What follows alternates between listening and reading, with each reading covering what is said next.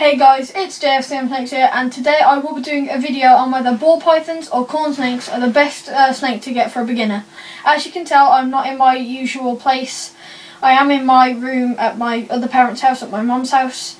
And I'm just doing a quick video, just because you're not going to see any snakes today. This will be an information video for beginners, so I don't want to lose your interest already, so we'll get straight into it. We'll start off with a few facts on ball pythons, and then we'll move over to corn snakes, and we'll kind of see the pros and cons of each side. But we'll start with ball pythons. Okay, so I quickly bullet pointed a few things on my computer about each side. So I'm just going to take off a few things off the list and read off about what I've done. Okay, so first of all, I've got ball pythons that need their temperature to be about 90 to 93.4 degrees Fahrenheit.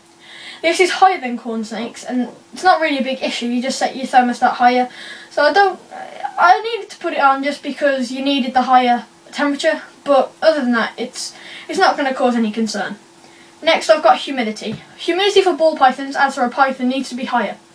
A ball python's humidity when shedding needs to be about 60 to 75%, whereas a corn snake can just be room air humidity. Next, we've got no space needed. This applies for both snakes. Snakes do not like open spaces, and they can get stressed out and go off food for quite a while if they are in a big enclosure. Therefore, having a relatively small vivarium, so say a 3 foot for an adult corn snake and ball python, is perfectly fine for them. They'll be perfectly fine for an adult in a 4 foot if you want to just go the extra bit, but a 3 foot would be just fine. So they don't need a lot of space, say like your lizards or your togus or your monitors. They just need a small enclosure. Next thing I've got is loads of different colour morphs. Ball pythons, there are literally thousands of different colour morphs. You can get them in yellows, in blacks, in white, in greens, it's endless really. So there are lots of different colour morphs, anything you want. Obviously as you get more exotic, say if you wanted a yellow and a black, probably like a bumblebee or something like that, that would be costing you about £250. So they are cheap if you're going with your single genes or your normals, or your pastels, or your spiders, things like that. But as you get into your 2 or 3 or 4 or 5 gene animals, they are going to start racking up into the thousands and even tens of thousands. So that's on there. Up next, I've got relatively small. When they're fully sized, they will get to only about 4 or 5 foot. Obviously the freaks of nature will get to about 6 foot, and they are a lot thicker than corn snakes, so although they won't get longer, that's why they have the bigger meals, because a corn snake at adult size might only get about that thick, maybe a bit thicker, whereas a ball python at adult size might be that thick, or something like that. Therefore they're going to eat the bigger meals. Next I've put sometimes tricky on food. Ball pythons, unlike corn snakes, can be tricky on food. There is something known as the 600 to 1,000 gram wall. This is basically when they hit 600 grams, they might go off feed for about a month or 2 months. No one really knows why this is, they just do it. So they're a lot trickier when it comes to feeding ball pythons. However, you may never encounter problems, so don't let this play a big factor. They sit still when you hold them, mainly. When you get them out, they're not going to be bolting off. These are corn snakes, but corn snakes still move a bit. I'd like to think that a ball python's one of those snakes that you could sit down and watch a film with and they wouldn't go anywhere. So yeah, that's that one. And not too active is one I've put on both lists, so don't be expecting when you walk past a vivarium to be out and about looking. The only time they'll be doing that is when they're hunting for food, which is a sign that they're hungry. However, snakes are always hungry, so if you've just fed them the day before and they're out, don't feed them again. Unless their food item was ridiculously small. So they're not too active, so don't be expecting when you walk past for them to be out, because they probably won't be, because they like the security of the hides. Next I put relatively cheap. Like I said, ball pythons can rack up into the tens of thousands. So your pastels will be costing you about £80, whereas even a normal ball python might cost you £40 or £50 or $50. Whereas a normal corn snake will only cost you £10 maybe, so you've got that to think of. And last thing on the list for ball pythons, I've put cost of living and setup can be pricey. Basically, this just depends on how exotic you want to go.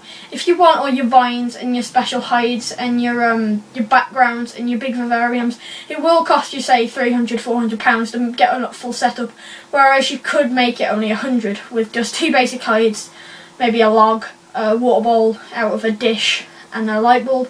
That would do it. It'll do the same job, it just won't look as nice, which I think if you are going to get a vivarium, you might as well make it look nice. But next we'll move on to corn snakes. Okay, corn snakes.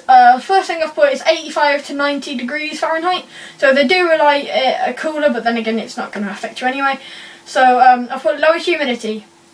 Corn snakes do not need high humidities to shed. They're perfectly fine with room humidity in order to shed. Again, no space needed. They're fine in a 3-foot vivarium at adulthood. Loads of different colour morphs. Like I said with ball pythons, they can get, although ball pythons do rack up into tens of thousands, corn snakes can get expensive. Like scaleless can cost you £4,000 and stuff like that. But it's very rare that you're going to be seeing those anyway. Corn snakes get longer, so they'll get to about 5 or 6 foot, whereas ball pythons only get to about 4 or 5. They're easier on food, they take it more often. I'm not saying every time if you get a corn snake they're going to eat every week, because each snake has their own personality, but it will probably be a bit easier on food. They do move quicker than ball pythons. They're not like milk snakes where they're just going to bolt off as soon as you get them out. However, they do move quicker. You couldn't just sit down and watch a film and just have them in your hands like you could a ball python and do not worry about them going off. Now, just to clarify, I'm not saying that if you have a ball python and take your mind off it and watch a film, it's just going to sit there, because it's not. But I'm just saying, for the majority of time it will. Always pay attention. Next, I've got not too active. Like I said with ball pythons, don't be expecting to see every time you walk past.